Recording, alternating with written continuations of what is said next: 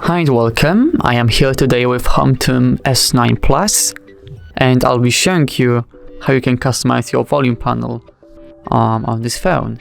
So first we have to go to the Google Play Store, and from here we have to look for an application called Volume Stylus.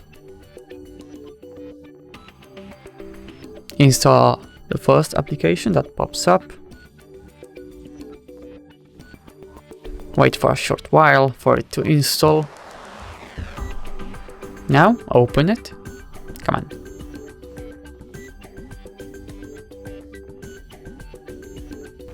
Great.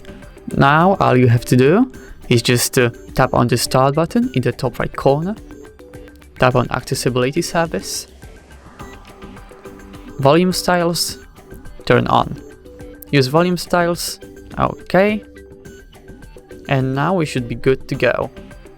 You have to agree that you're over the age of 16 also.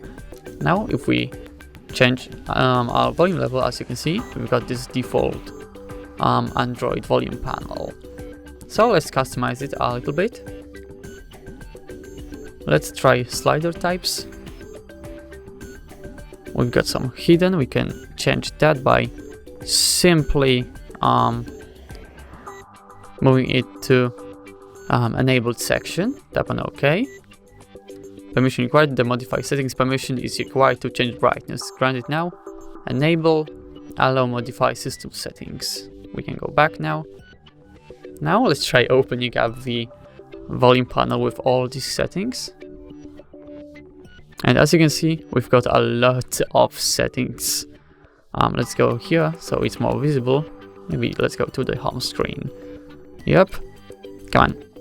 And let's try changing the brightness. Where is the brightness? It's here. Yep.